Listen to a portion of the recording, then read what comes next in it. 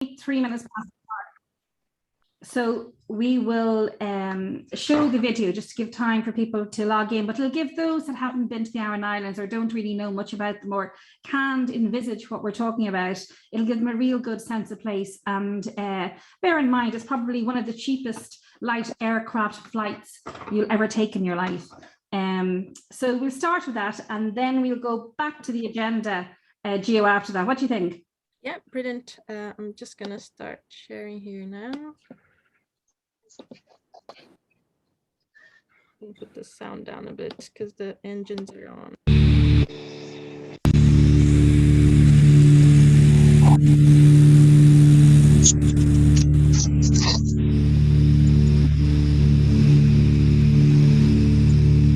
Just give you an idea of the depart from Connemara Airport, and as Padraig said, it's an 8-minute flight onto the island. There's Aran Island there. That's in here, is it, Padraig? Might let us know when the video finishes.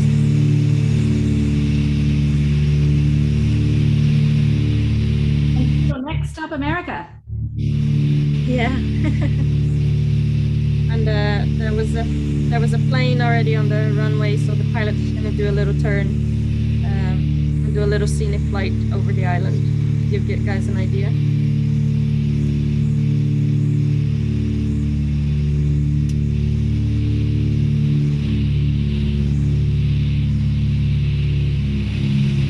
Back to the days when I used to visit the Gaeltacht in the summer when I was a child, to the Irish-speaking areas to learn Irish.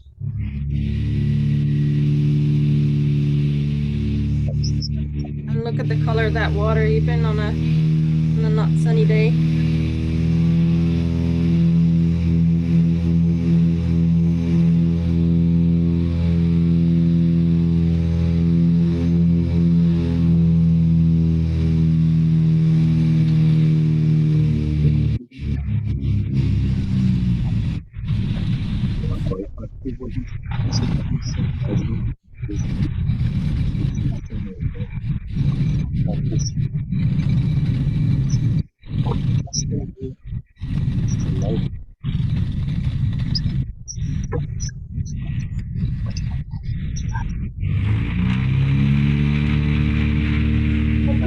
Need the video there now.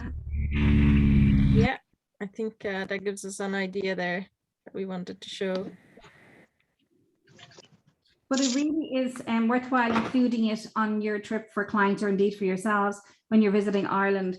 It's something that people always enjoy. So we'll go back to you, Padraig, later. So I think we're going to go off to Donegal Tweed. Did we have Kieran? Yes, Kieran's on. Brilliant. Find him here. Kieran, are you here with us already? I am, yep. And just, I think your video may not be on. Oh, there we are. We can see you. Okay. Yeah. Is it working now? Yes, Yeah, Okay, very good. the Tweed cap and everything. Tweed cap. I couldn't do a presentation in Donegal Tweed without having a tweed cap on. True. Yeah. So let me. So I'm just sharing my screen now. Okay. So will I just start off? Yeah. Go ahead. Okay. Thanks, Gio. So let me see where we are here. I'm just going to show. If we don't have any.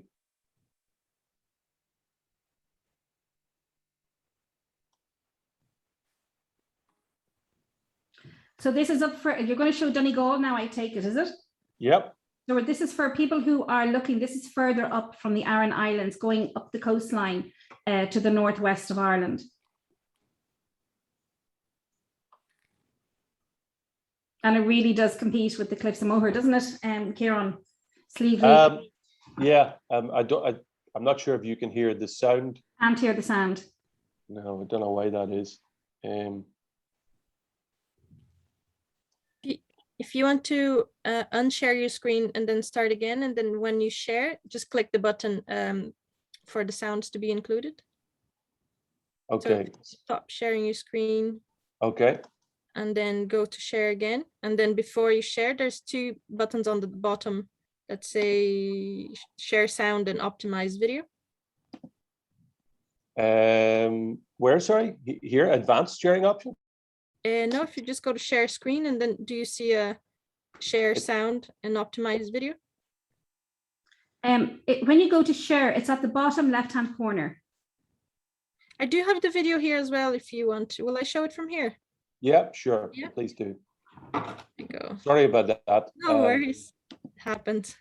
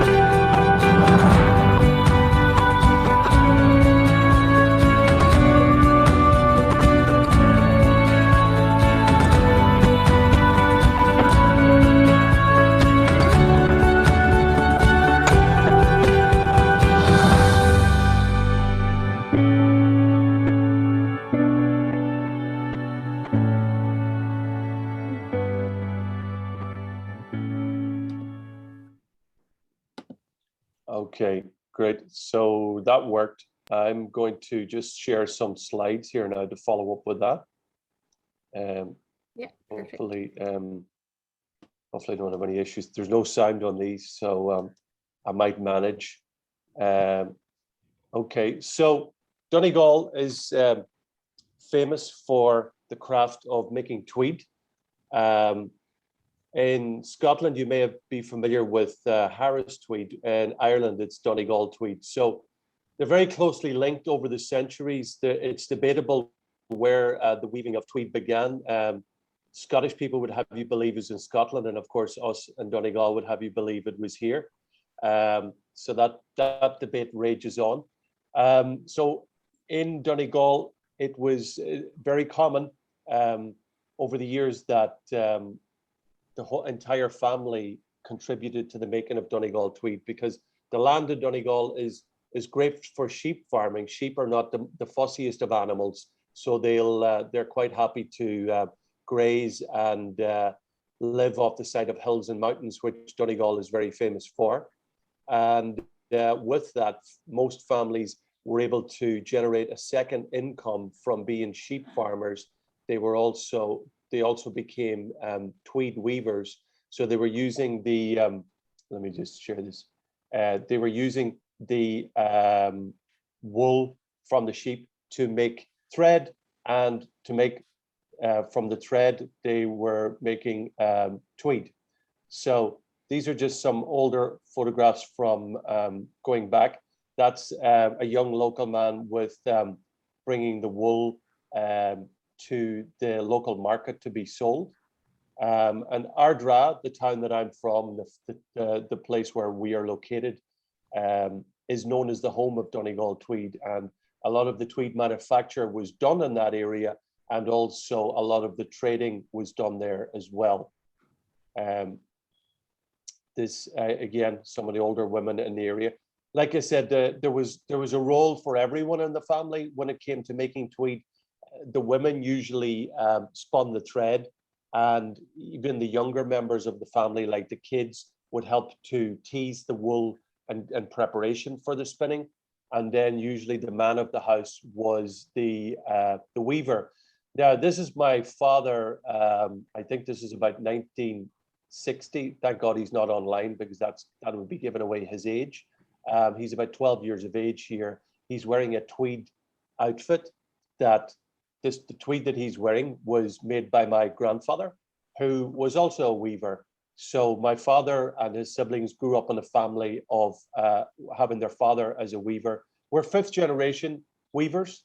My weaving skills are minimal, but I can just about do enough to get by. So yeah, this is probably about 1960, and I think it was a local seamstress that made this outfit, and the tweed was made by his father, my late grandfather, Joseph Mulhern. The next one, this is my grandmother, my father's mother, who was quite a famous spinner of thread in the locality. She has since passed, but she was a great matriarch of the family and a great local character that was very loved and cherished, and was very well known for spinning thread that worked in tandem with what my grandfather's trade. So just moving along to the next slide. This again is taken around about the late 50s, 1960 in Ardra, and it's in the building that's known as the Mart, which was the main weaving hall in the whole locality. And this weaving hall was founded over 100 years ago, around the turn of the previous century. There's the young lad at the back, second from right. He's about 15 years of age here, Connell. He actually still weaves with us 51 or 52 years later. So all these local men, most of them have passed on. There's one or two still alive, but they were all weaving in the local mart, which in the 80s became the home of Triona. So my father wove in this building, and so did my grandfather as well, and so did a lot of these local men, as you can see. So Connell, as I pointed out, second from the right at the back. Here he is now. This is taken a year or two ago. He still weaves. This is all he knows, but this is what he loves. A great character, not only a great weaver, but also a great storyteller, and very enjoyed by visitors to our centre, where they can see him perform the art and craft of weaving Donegal tweed, but also he tells it in a very colourful way. Lots of old stories from down through the years, and a great guy Connell is. So then this is the outside of Triona, where we have our Donegal Tweed Visitor Centre. It was approved by what was known as Board Fáilte in the 1990s. It's now Fáilte Ireland, as the Donegal Tweed Centre. And since that, we've welcomed visitors from all over the world, where they can come and see the craft of making Donegal tweed. Inside the premises, we reconstructed a cottage, which is actually a replica of the cottage that my father grew up in and his family lived. And indeed, they all, as I was saying earlier in the presentation, they all contributed to making Donegal tweed. So we wanted to create a replica of the cottage, put it inside the centre, so that visitors can see a authentic throwback to how the whole family were involved and helped out in the tweed making process. So that is actually inside, and it's to scale as well. There was mother and father, my grandparents, my father and 7 siblings in a 2-bedroom cottage. And the room at the end here, you see on the left, was the weaving loom, which my grandfather wove on. So just moving along, this is one of the looms that you will find at Triona when you go there. You can see the colorful pattern. This is the weft that goes this way. And then as the weaver, as you saw in the video earlier, when the weaver is shooting the shuttle back and forth, that's what intertwines with the weft that you see in the picture. And it's all down to coordination, foot and hand and eye coordination. It's a skill. It takes years of practice. And yeah, it's a special art for sure. And this is just to show you one of our fabrics that we've made, and like a finished product, a photo shoot we did a couple of years ago. So you can see, as you would have seen in the video, a lot of the fabrics from Donegal tweed, and we would take this ourselves, are inspired by the local landscape, the heathers and the different rich colors that you would find in the local terrain and mountainside and hills. And then this is one of our finished jackets here. This is a Donegal tweed. It's an outerwear coat. At the center, we have a store there as well, where you can buy the finished products, let it be coats or jackets or capes. I know a lot of the ladies that are tuned in are probably thinking about Christmas presents already. So I thought I would add in a few of our goods here so you can get a look at it. I could see Mervyn Taylor is looking on. He spotted a coat there for himself. Good man, Mervyn. I will send on this presentation to everyone. I'll send it on to obviously the guys at Adams and Butler, and they can forward it on. There's an information sheet here on the whole experience that is available at Triona and how it works. It's a free experience. We're very happy to welcome in groups and give them the demonstration and the talk about Donegal tweed, about my family's place in the industry, and with one of the weavers, let it be my father or Connell or my brother-in-law who's also weaving. So it probably takes about 20 to 25 minutes to experience that. As I said, it's a free experience, and we're quite happy to put that on for anybody that's coming to the area and wants to find out about Donegal tweed. That's fantastic. Thanks a million, Kieran, for that.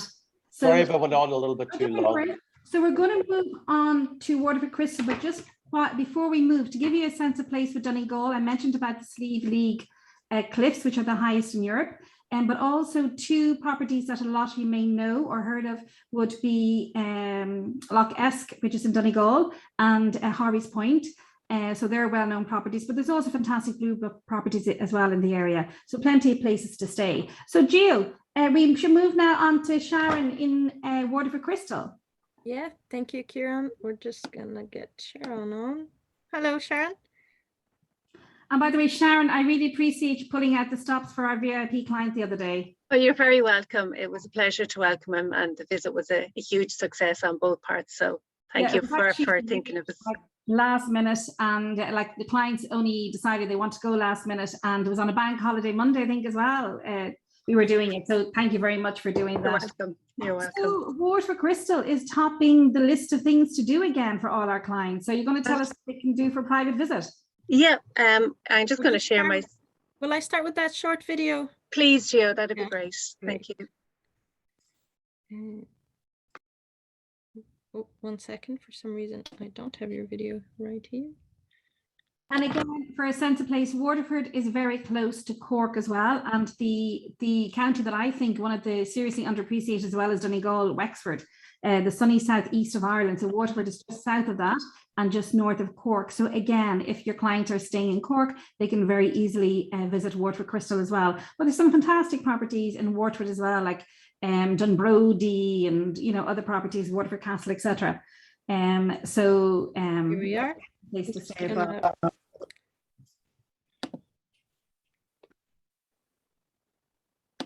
Waterford Crystal is synonymous with manufacturing the world's most finest sports trophies at its factory in Waterford, Ireland. These pieces are mouth-blown into hand-carved wooden moulds. Once hand-marked, the pieces are cut on diamond-tipped wheels. The brilliance of the cutting patterns sparkle once displayed in light. Visit the House of Waterford Crystal today and enjoy the magic of Waterford.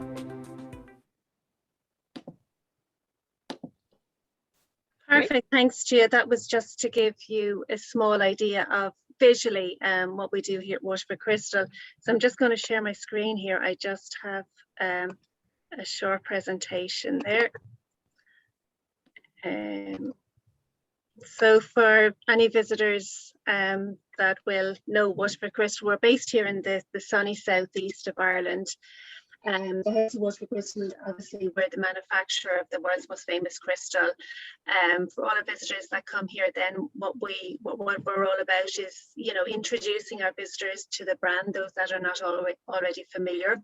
We'd like to bring our visitors through our factory and show them the craftsmanship and the skills.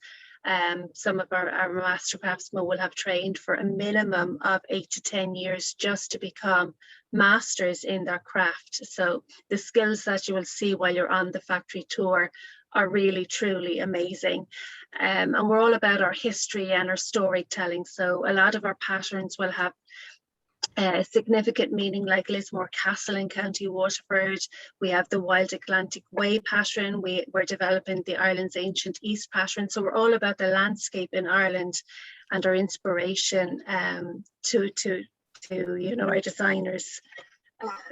So just to let everyone know that we have a whole complete range of COVID safety protocol. We're part of Fáilte Ireland Safety Charter. So we will have completed all the safety measures that are necessary to make sure that you, your visitors, and also ourselves and our staff are all safe, and that we're well looked after, and that it is a safe environment for visitors to visit. So we've got different kind of experiences that we can offer to all the different guests. I suppose our first one there, the general experience. So it's a scheduled guided factory tour into the factory. So on arrival, or you can pre-book it, visitors will be escorted through the factory with a guide. You'll stop at each stop along the factory and they'll explain and show you the process. So that's our standard experience, and that would take about 50 minutes in duration. Now, as Siobhan mentioned earlier on there, then we do have our premium and our exclusive experiences. So for those special guests, we do have private guided behind the scenes factory tour. So for that, you would have your own designated tour guide and time that you would enter the factory. So when your guests go with a private guide, you're taken through the factory on your own, as your own small group. You've got ample time. There's more time than the standard visit. And then the guide will take you through and introduce you to a craftsman. You have the opportunity to actually talk to the craftsman along the tour route and ask any questions. We also then have a further exclusive experience where one of our master craftsmen can actually travel to any venue. So for guests or visitors that can't actually make it to Waterford, say if they're only flying into Dublin or Cork or Galway for a few days, if they wanted to bring the experience to them, we have a cutting demonstration that can travel. So our craftsmen would actually travel to the venue and they can demonstrate the craft there, you can see, of cutting. And then obviously after the factory tour, then all our visitors love to come back to our retail store. Then you can just see a picture there of our centre table. So we dress that and we theme that seasonally. So that table is changed about 5 or 6 times a year. And we theme that for the different occasions. Obviously we do worldwide shipping, tax-free shopping, and again we can organise personal shopping experience, and our in-house engraver then can actually engrave personally some items or some gifts. Finally, then we have our Crystal Cafe. So our cafe is open then 7 days a week, serving breakfast, lunch. And for this year then, during the COVID and the lockdown, we developed our afternoon tea experience. So our sister company, Wedgwood, we use their beautiful patterned delf, their fine bone china, and we serve afternoon tea in our cafe as well. So it's a very elegant, very pretty, very atmospheric experience for visitors, just to add on to maybe the private tour, the private shopping, and then a lovely afternoon tea in a beautiful setting. So that is just a quick snapshot of what we've got. We have a few questions, but I'm going to ask you to hold on because we've Pádraig who has to make the boat at 5:50. So we're going to quickly hop over to Pádraig so we don't lose him, and then we're going to come back to you for the questions. Is that okay? That's fine, no problem. Thank you. Get Pádraig there before he has to start swimming home. Hi everyone. Oh, you're wearing a jersey, lovely. They're Fáilte Aran. So you're all very welcome to the Aran Islands. I'm here on the beautiful Inishmore this evening. We have a scorcher, as I think most of Ireland have. And I'm here at the very west end of the island, and we're going to meet a great family that run this lovely little business called Unturnia Aran Sweaters. So I'm going to introduce you to a very special family, all 3 generations of them.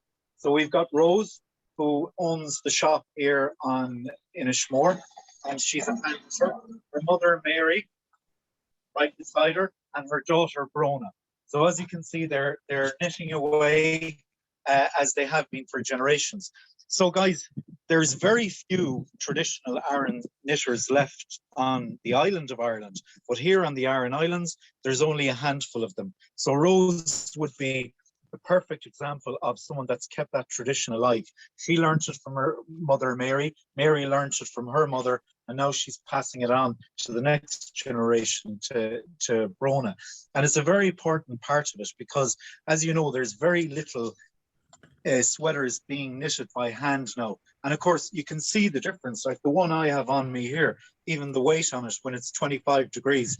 But it's very special. So it's a great thing that people can do that. So, Rose, I suppose, what kind of inspired you to keep knitting or to learn knitting? I always had an interest in knitting. I suppose I'm knitting since I was about 10 years old, and I'm addicted to it. I just love it. And I like to keep the tradition alive. Yeah. To keep the And you learned.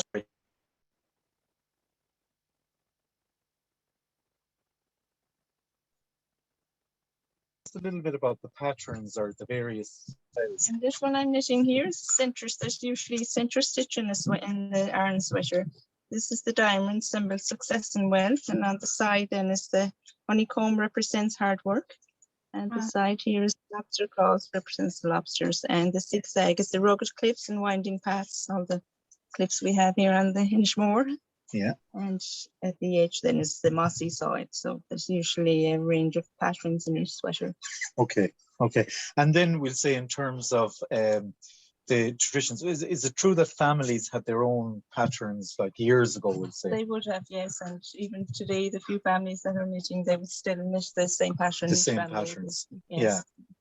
So essentially you could get, a pattern, or you could get a sweater knitted according to your own design. You could, yes, yeah. Yeah. And is that something that you've been asked to do in the past? Yeah, we do a lot of custom orders. Yeah, people want a certain size, certain pattern. Yeah, we do that. Yeah. Excellent. Yeah. And Brona, we'll say, are you delighted now to be carrying on the tradition to the next generation? Yeah. Yeah. And did you find it difficult to learn, or Not really. Well, Mom was showing me when I was about 7, and we did a bit at school and stuff as well. So I'm getting more practice. Yeah.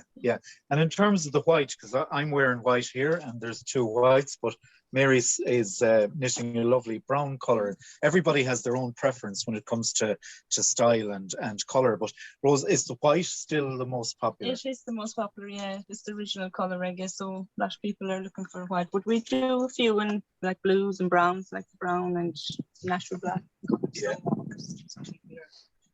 Yeah. And we'll take now, the signal here on the island can be a little bit up and down. So we might just take a quick look into the hand knit section of Rose's shop. So Rose might just show us, lead the way.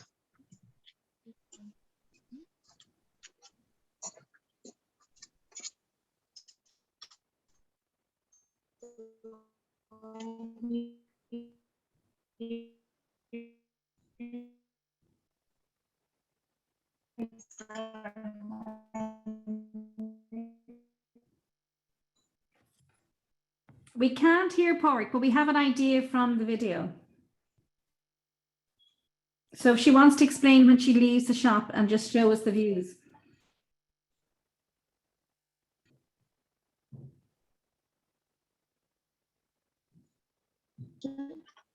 It's the corner where she has. An average adult hand knit sweater takes about, because it takes so long to knit, and it's Yeah. So with the signal, because once you're indoors, you saw the 4 generations of the family, so handed down from one to the other. So it is important that this tradition is kept up and that you can make the most of it. But as I said, you can come here and you can meet Rose as one of the experiences that working with Adams and Butler, that they can cater to your trip to the Aran Islands. And of course, you can fly here, you can sail here. If you're traveling by helicopter, whatever means, it's all accessible 364 days of the year. The only day that things quieten down is on Christmas Day. But otherwise, it's an 8-minute flight across from Connemara, or the boat takes about an hour. So it's an ideal experience, maybe if you were transferring from one of the hotels in Clare or Limerick to Galway or Connemara, you can use this as your transfer day. So Rose's experience, and on with some beautiful seafood dining. I think you met one of the guys from Aran Off-Road Experience there on one of the other fan trips. So Inishmore is an ideal way for you to spend a day and learn about the traditional arts and culture. All right. Can we ask very quickly, can you buy yarn on the Aran island Islands. cottage? Yeah. Yes, Aran, A-R-A-N. Inishmore. Archie They're colours. making their Yes, famous. you can, Siobhan. You can you? You can buy yarn Yes, on the yes. island. The answer to that question is yes, you can buy yarn, because someone said to me yesterday or the day before they couldn't, so that's good. Yeah, well, you're hearing it now from, as I said, one of the only hand knitters on the island, Rose. So she's vouched yes. So it's a definite yes. Brilliant. And we have had inquiries from people over the years, especially from Canada for some reason, for knitting tours, which we've done. So this is something that can be included. And just, I know Porrick's in a rush there, but this is something that people often ask to combine Dublin and the Aran Islands together if they have to do a 4-day stop in Ireland. You know, as we said before, you can, you know, fly one area and get the boat, you know, the other. So fly in or fly and sail out. And it saves you doing an hour and a half of traveling. And, you know, as Porrick said, it can be on your transfer day, either going north or, which is usually the case, going south. Absolutely, Siobhan. And another thing, you know, winter tourism is it's such a different experience to be here in winter rather than in summer. And you know, the access is there, it's available, and you literally will be the only one of very few visitors. So you essentially have the islands to yourself, and that's a really nice way to experience, because you know the weather here, you're hearing the waves crashing off the cliffs. We have the Red Bull diving center here, location on the island, and actually as we speak, fires. Yeah, definitely. And as we speak, we have Hollywood elite here amongst us, because Colin Farrell is shooting a movie here, started shooting this week, and he's going to be here for another 3 weeks. So there's a big buzz about the place. There's not a room to be got on Inishmore for the next month or so, but that will get Hollywood release next year. So that will definitely put the island on the map, although it's already on it. So look, all these experiences are available through Adams and Butler. So I'd be more than happy to welcome you and to showcase you around the island. And it's great to have visitors back since the middle of July. So I look forward to meeting you. And if there's any questions, Adams and Butler will answer them through myself or Rose or anybody's knowledge in terms of the island. Thanks a million, Porrick. We really appreciate it. And thank you for going out of your way today to get to the island and putting you under pressure. We appreciate what you're doing. Yeah. And if I have to swim, so be it. It's a lovely 9-mile swim. It's long and full. Thanks a million. Bye. The other thing to bear in mind again, as Porrick was saying, that's for Galway, and also Clare, because when you're getting the boat, you actually get it from just south of Galway, so it's suitable for Clare as well. And in fact, Gregan's Castle, which is an amazing property, the boat doesn't leave far from there as well. So I think we should really just go back to Waterford just to answer those two questions very quickly. And that's something, Sharon, people are asking, is the crystal still manufactured in Ireland, and what ones are? And then if clients, if they wanted to make their own piece, if there's an artist, I think, who wanted to fashion her own piece, is that possible? Because I know for some of the experiences you can actually try and do it yourself, can't you? Like a sample piece. Okay, for to actually make your own piece, if you were to commission your own design, your own piece, yes, you could work with one of our in-house designers, and that could certainly be organised. Pre-COVID times, we would have allowed people to experience the art of cutting, so people would have been able to cut a piece with the master craftsman. How we're going to negate that post-COVID now is something we have to look at. But certainly, yes, if someone wanted to design a bespoke piece or a pattern, yes, they could work with our in-house designers. With regards, is Waterford crystal still made in Waterford? Yes, very much so. When you walk through the factory, you'll see all the different crafts and you'll see exactly how we make the crystal. We do also have our factory in Europe, but that's owned by us too, and we've been producing crystal there since the 1990s. So it's the exact same whether you buy the crystal in Europe or here in Ireland.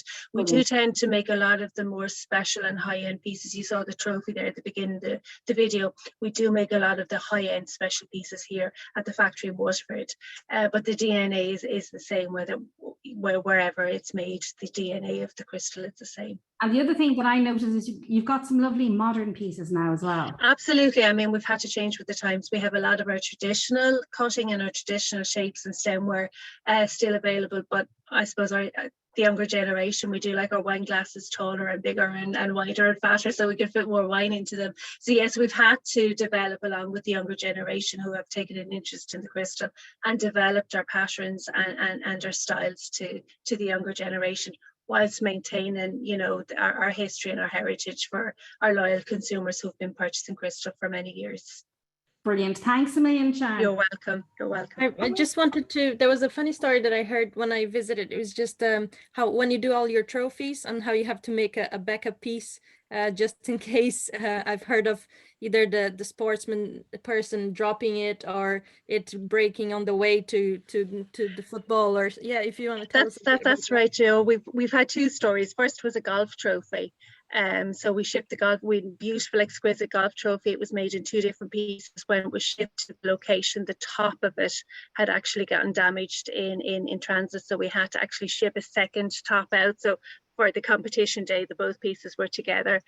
There was also, we had made an American football, and when that got delivered, before the actual presentation of the piece, someone had dropped it, mortified, but had dropped the piece and it had smashed. So whenever we're making special pieces like that, we will always make a second and third in the blowing stage so that we have a backup. Now we'll only take it to the second stage in cutting. So if we needed an urgent replacement, at least we have the blowing and the partially cut piece. So yeah, just in case when it's a special item like that and it has to be shipped worldwide for the trophies, yeah, we will make a special second piece. And when you visit the store here in Waterford in Ireland, we have a lot of our replica trophies on display as well, just for visitors to get their photographs taken with. And then just a last question, but a yes, sort of, because we need to move on, is that you still do the one for the New Year's Eve, don't you? In Times Square, the Millennium Ball. So all the ball that drops in Times Square, and we just change the triangles every year. So there's a different sentiment every year. Fantastic, brilliant. Thanks so much, Sharon, and thanks for You're welcome, Siobhan. Thank you. I appreciate that. On to Helena and Irish basket weaving, and I know we've an amazing video because I saw it earlier as well. Hi everyone, my name is Helena Golden. I'm otherwise known as Helena Golden Willow Woman. So I make a range of willow baskets, traditional willow baskets, and also some more contemporary and one-off commission pieces as well. So I'm here in my workshop this evening in lovely Leitrim. We are just outside Carrick and Shannon. So I'm very much nestled between the hidden heartlands, yet I'm just about 40 minutes drive from the Wild Atlantic Way and the coast. So yeah, we're in a lovely area. I grow my own willow. I'm looking out at it here. It's just about 5 or 10 meters away from me. But yeah, Gio, if you maybe want to show the video, and it kind of gives you an insight from the willow side to the basket.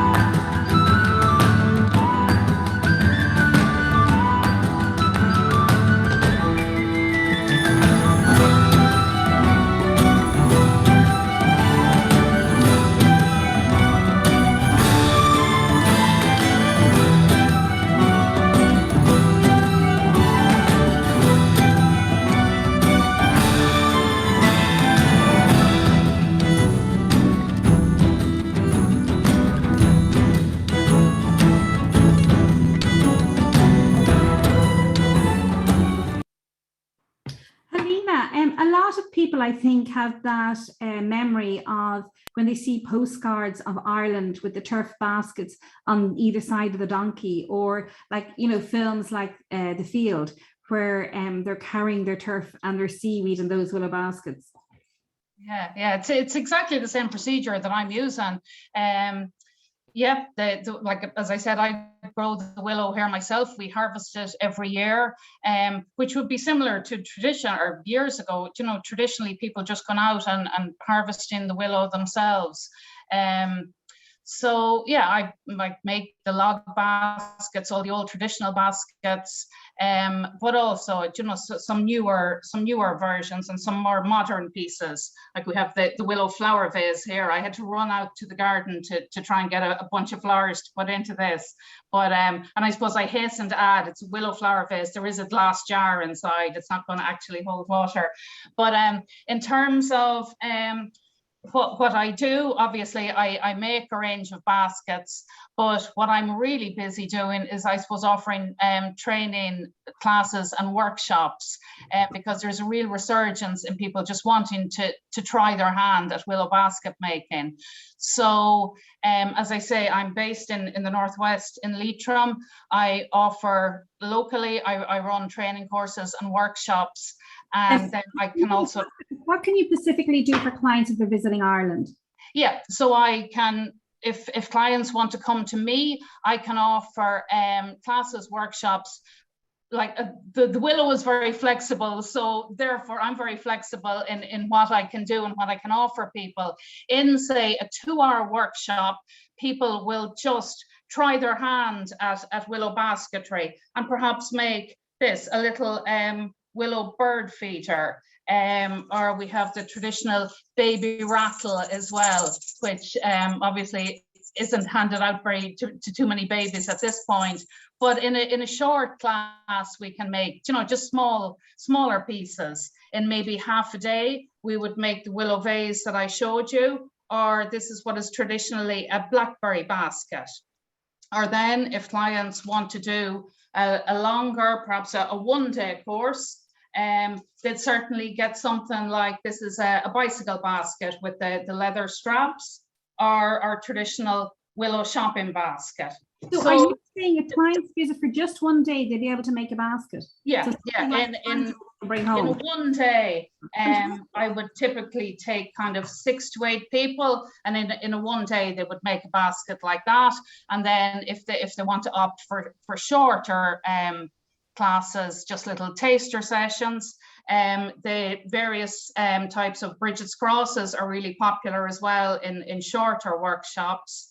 And then I also make the willow clock. I'm not sure, I'm not showing you the right time on it. I don't have it angled at the right way now.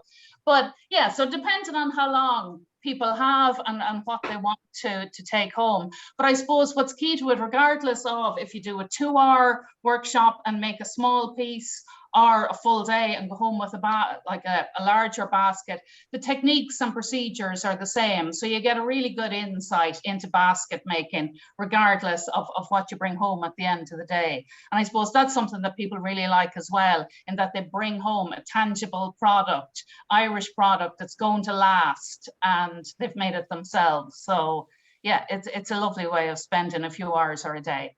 My son Adam actually gave me a gift one time for Christmas of a willow basket, because he's a farmer and he does the markets down in Cork.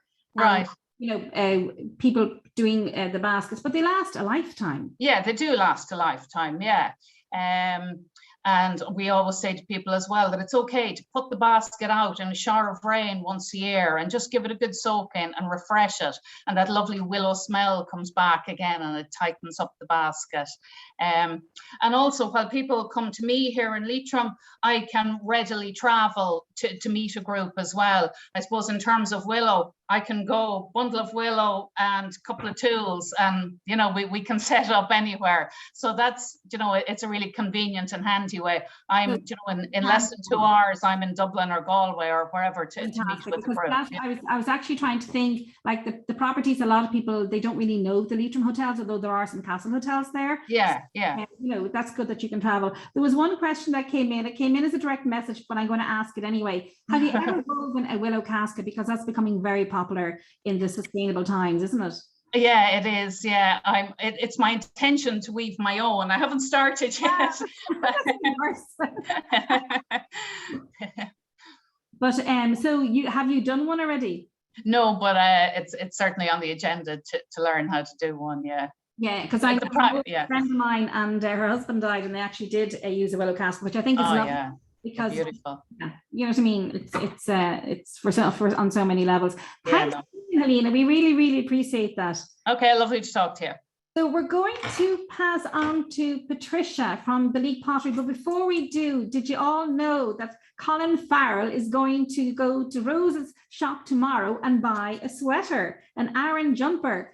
An Aran sweater. So that's very interesting. Pork just put that down on the note there, but just in case any of you missed that. So you all have to go over to Aran Islands before it becomes a place that becomes too popular to go to, and be the first in the know and the first to visit it. Especially, you know, as we're saying, a lot of the things you can do in Ireland in the off season, because the weather is temperate. We don't have really bad weather. It's very easy to put up the weather in Ireland because we don't have the extremes. So on to Belleek Pottery. Yeah, so Patricia couldn't join us today, but I've got her video here ready for everyone. Let me just share that.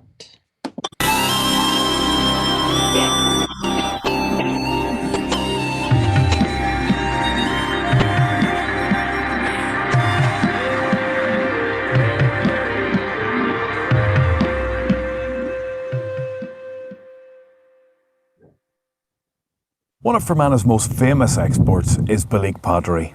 Let's take a look.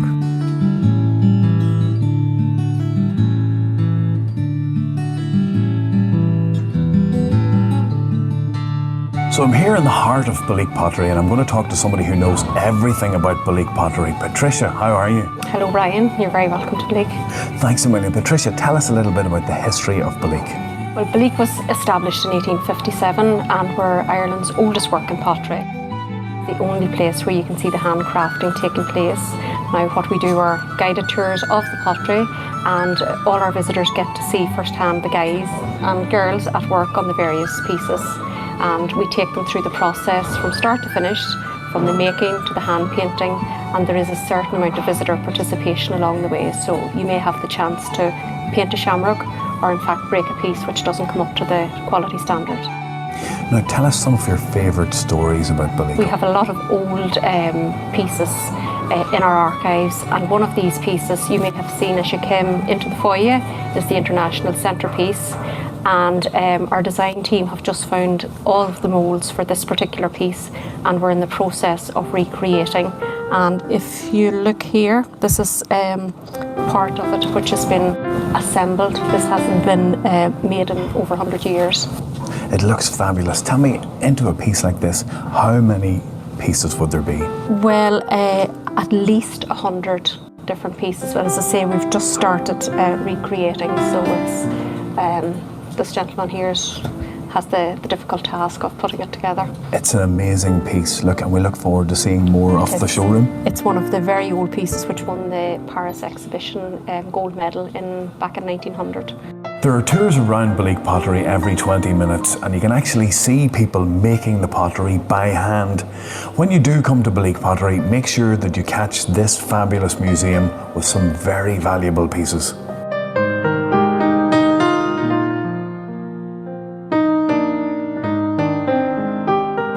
And what better way to finish off your tour of Belleek Pottery than a good cup of tea or coffee from a real Belleek mug?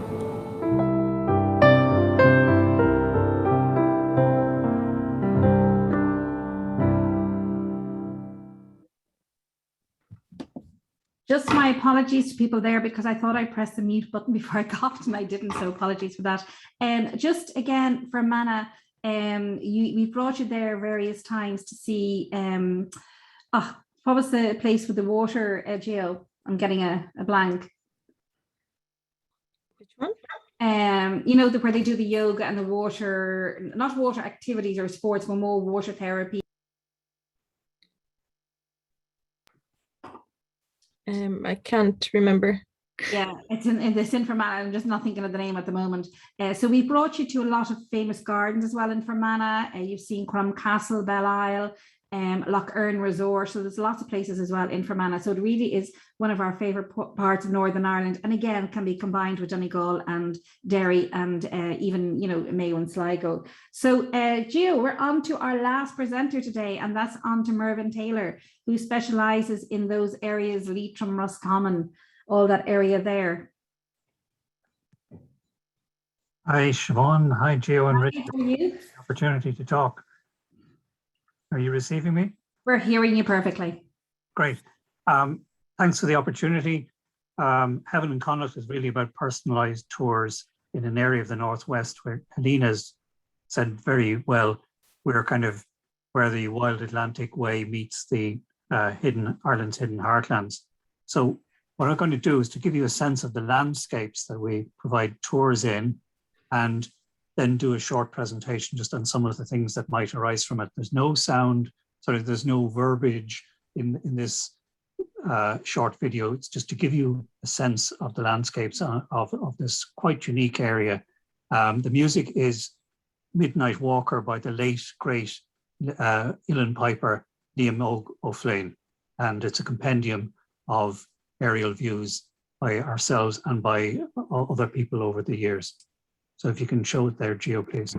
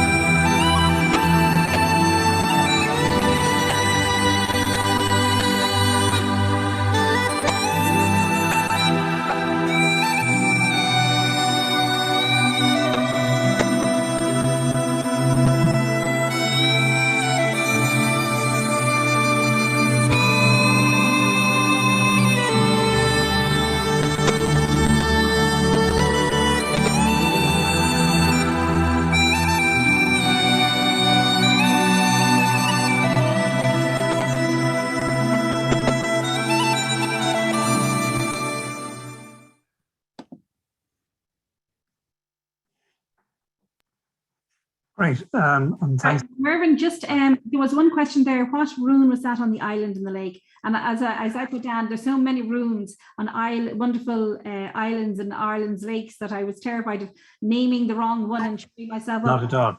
I'm actually going to deal with that now in a second. Gio, are you in a position to throw up the slides, please? Yes, here we go. Great. But just to quickly moving forward, we're Heaven and Connaught. We provide cultural experience in the west of Ireland. specifically in that area where the hidden heartlands overlaps the wild Atlantic Way. It's a kind of unique area where you can see that red star. It's really North Roscommon, Sligo, and Leitrim.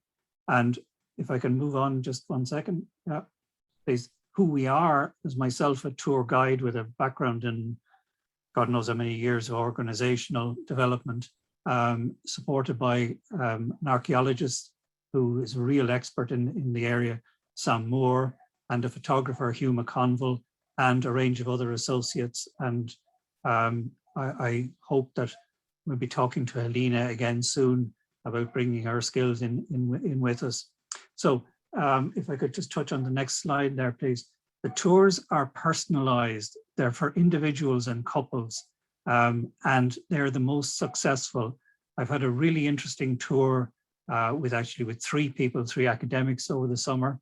But I've also had a couple with journalists who had an interest in the politics of the area, just the history, but also the politics of the area. And it's at that small, intimate level that we specialize in. It's scenery, it's politics, it's everything that people want. Sometimes people are in the middle of a sentence and they say, I'm really interested in that. Turn the car and we go down a road in Old Boreen and we bring them to a famine road. Or they talk about a particular view and we can organize, we just turn the car and go there. So if we can go on to the next slide, Gio, please. There are 4 kind of themes that are all interrelated, and the one I'm going to focus on most is the Kingdom of Moylurg, because that's the area of North Roscommon and Carrowkeel, where you saw in a lot of the video. We also focus a lot on the writers. Some of the finest literary production in Europe has come from this particular area, and we'll talk about that in a moment. There's a great interest in the natural environment, so forest, bogs and beaches, particularly as bogs are under threat and people are being stopped from using turf. And of course, there is an interest always, sadly, in the great hunger, the famine. So if we can move on there, please, Joe. This is the real treat for people. Carrowkeel is one of the 4 great groups of megalithic cemeteries. Newgrange is the most famous. There's Loch Crew, there's Carramore further over in Sligo. But Carrowkeel has been described as the most beautiful, mysterious collections of the Irish megalithic monuments. A bit older than Newgrange. The tombs were built from about 3,500 before the Common Era, or before Christ, as some people say. It's currently, you can actually crawl in. You have to manage your claustrophobia, but you can crawl in and you can actually slowly stand up. Now, if you look carefully at my forehead at the moment, you'll see some reasons why you need to be careful slowly standing up. But it's currently fully accessible. It's amazing that you can actually go to a place 5,000 years old. It's fully accessible. But what's unique about this place is it may not be accessible in a few years' time. It is extraordinary that you can get inside this. But there's a UNESCO status has been applied for the area, and it's likely that in a few years' time, entry to these tombs will actually be blocked because people are walking all over them, and there's a collapse, and people are leaving gifts and doing various damage being done to them. So, sorry, Mervyn, just to repeat that there. So basically, if they do want to see these cliffs, these monuments, they should sooner rather than later. Yeah, I mean, I can't guarantee, Siobhan, what the date will be, but the sense we have from the experts in the area is that, entry will have to be controlled. At the moment, like in Newgrange, you have to book in advance. In this place, you just walk up and you might be just a couple of people. You might be the only person there. You might meet a couple of other people, but that's it. So it's associated, it's the opposite of Newgrange. It's associated with the setting of the solstice, the setting sun. So if I could move on there, please, Gio. Yeah, now we come to the island. Here's an interesting thing. At least three of the greatest writers of these islands and indeed of Europe are associated in some way with this area. Many of you will be familiar or heard of Anthony Trollope. He actually started writing. He spent many years in Ireland, but he started writing as a result of seeing a ruined castle or house in Drumsnaw in County Leitrim. And he wrote The MacDermots of Ballycloran, which is remarkable. This island is 4 levels. It's originally thought now to be a burial mound. On top of that was a castle of the kings of Moylurg. So this is the kingdom of Moylurg. And then that burnt down. So you then had a further iteration, the MacDermots castle. And then what you're seeing there is finally a folly built during the time of the Stafford King Harmons, who were at a building. They built a huge building in what is now Lough Key Forest Park. So that island, Yeats, Maud Gonne, others visited, and they had ideas that they wanted to have some sort of occult studies centre there.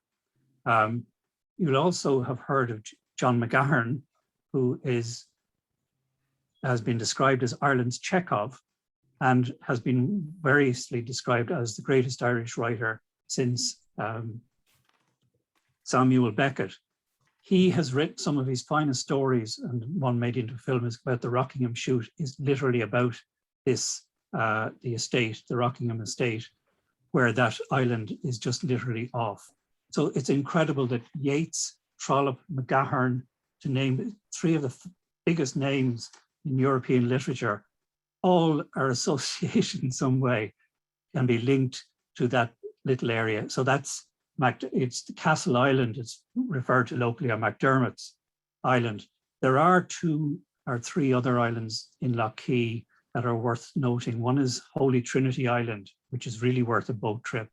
That was a French order of monks, different from the Cistercians who were in the abbey that you saw in the film in Boyle. And there was also an Augustinian priory on another island. So it's actually steeped in prehistory, but also early Christian development. So if I can move on, Gio, please. Is there another one? It doesn't seem to be going. Yeah. Hold on, let me just. Mervyn, does a guy called Simon own that island? Sorry? Is it a guy called Simon who owns that island? No, there's another castle in the woods near there. I'm not sure if Simon's owns that, but there's another castle in the woods, which was a folly. Yeah. It's got a huge portcullis and a big courtyard. It's a building. And I think one of the Simons owned that for a while. And recently it's been roofed, and there was talk of it being a recording station. There's been a lot of movement, a change of ownership. Yeah. It's a dangerous, I just say it's a dangerous building. So there's a few very dangerous buildings in that area. Yeah. That's what that island is, and it's incredible that Yeats was so fascinated by it. It has its own Romeo and Juliet story, the Una Báin. It is that Trollope, in writing his first book, wrote about the MacDermots of Ballycloran, and he took the name because he'd heard of the kings of Moylurg, the MacDermots. And they, in fact, some of that family still, MacDermot and MacDermot Row are very, very common names around the area. Very interesting for any advisors who have clients with the name MacDermot. It might be something we could include on their itinerary.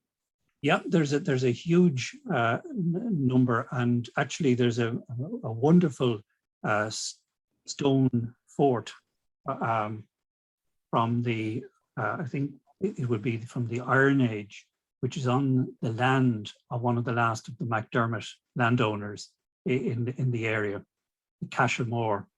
So nearly there, if we can just move on to the next slide.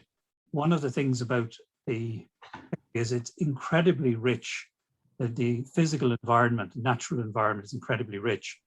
if you come in April and May, that's when those bluebell woods are out. They're good for a walk anytime, but they're phenomenal to visit. They're one of the most sensational. People just love them. But also you'll see working bogs, which is, you'll see people actually working a bog, very little in the traditional way, but it's before we actually close down bogs and find, in effect, rewild them. So you can have that gentle walk through the bluebells, but you can also go to Dunmore Strand and see, look across to Ben Mulbin and Knocknarea, Queen Maeve's Cairn, and you can have the wildest seascape. You can see the rarest of butterflies, insect eating plants, bird watching. The range of the natural environment in this area is incredible. I think it's really interesting. I had two guides, one a deep nature guide and the other into painting, who does art tours. They came over to talk to me recently, and I brought them around the area, and they were hugely impressed. And one of the things they were saying about England is that, particularly in Yorkshire, is that the biodiversity is so poor. There's sheep have eaten most of the vegetation, and they couldn't believe how rich it was and just how easily accessible it is and how quiet. It really was sort of far from the madding crowd.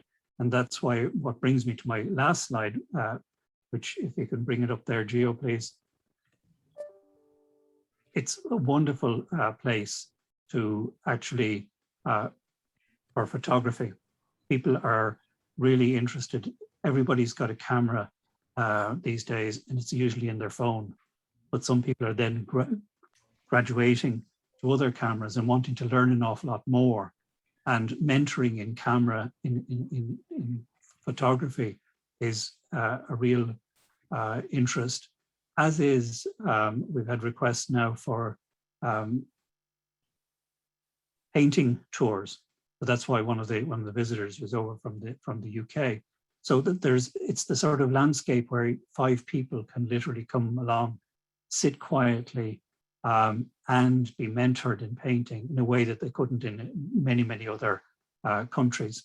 So that's just a quick movement through the landscape of heaven, what we call heaven and Connacht. Key thing, of course, as most people are interested in, is the history of the Kingdom of Moylurg, which in a way is the history of Ireland in microcosm, from the very earliest settlers who ever touched our shores, that many of whom came to the Sligo area, right up, I call it the Bronze Age to broadband. So thank you. Fantastic, thanks a million, Mervyn. And the other thing as well is, the one thing we want to stress is this is an area that people don't normally know about. It's literally a hidden gem. And then anything, like, you tell us what your clients are interested in, and we can work with Mervyn to make sure that it's something that they can visit this wonderful area, and we can find something that particularly is of their passions as such. So there's so many things available, Mervyn, isn't there? Like, there's hundreds of experiences you can draw upon once we know what clients are interested in. Absolutely. I mean, it's amazing how in the course of a day, people sit down over a cup of tea and a scone in the morning and say, here's what I'm really interested in. I've had a chat beforehand, but they want to talk about it again. And the whole day changes 2 or 3 times during the day as they get, something they come upon, they're really interested, they want to learn more, they want to go and see another place like that. Or particularly, people want to know about, okay, who are the people that came after these? We've gone into their graves, their cemeteries, the megalithic cemeteries, and traced through that development to those plateaus where the first Bronze Age settlements were. 150 huts or buildings were on one of those plateaus that you saw in the video, right through to the castle on Castle Island, McDermott's Rock, and to Rockingham, the seat of the Stafford King Harmons. You're going from the first settlers right through to the end of landlordism in just one small area, and very, very beautiful area.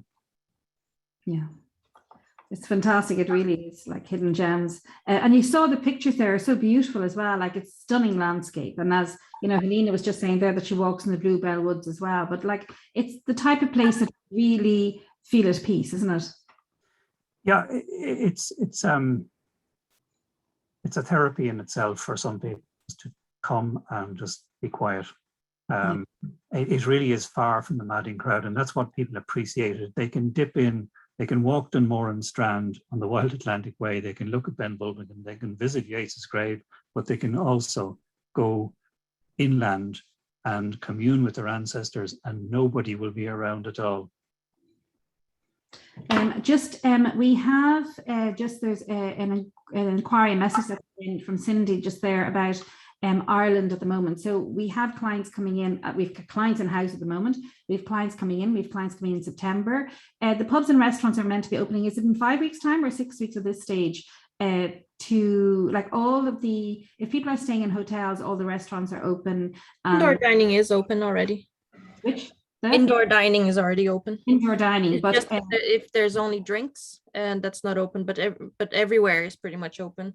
Yeah, but the bars themselves, you can go into a bar and eat, but bars for drinks, I think, is opening in 5 weeks, isn't it? That's the last thing to open. So everything is open except for bars without food. So if you're going into a pub and you're eating, you can go in, but the only thing you can't do is go into a pub and only have drinks at the moment, but that's opening in a few weeks. We don't see any change in that. The variant, yes, we did have some numbers that went up, but nowhere like anyone else. The numbers are sort of contained, and they're not growing exponentially at all. So not saying that, I'll probably see the numbers today have gone up, but as at the moment, everything is under control, and they're even having a music festival. Electric Picnic, I think, I saw a notice that was going ahead in the end because it was outdoors, etc. So please feel very, very confident about sending your clients.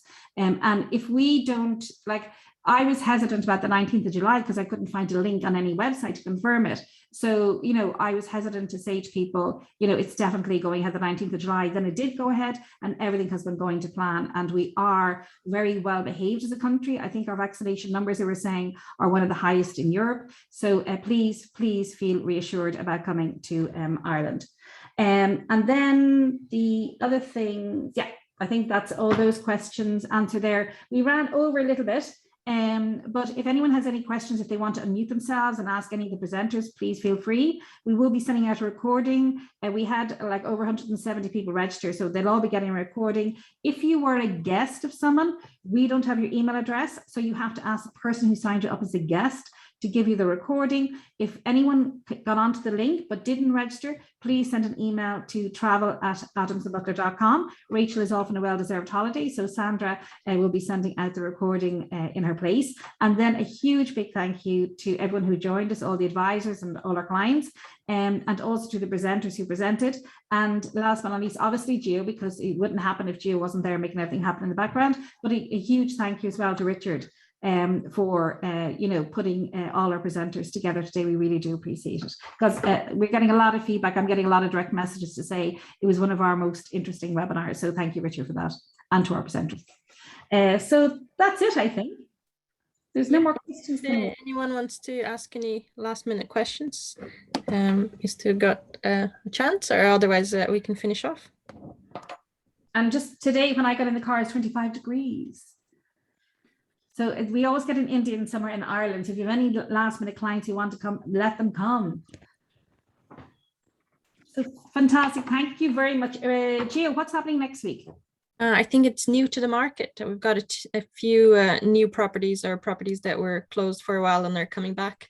So it's going to be really nice. Irish properties next week, isn't it? Yes, yes. And then tomorrow. I don't think they realize they've unmuted themselves. And then the following 2 weeks, we are in Namibia. So thank you everyone for joining us. I look forward to seeing you all next week. Thanks everyone. Bye-bye. Bye.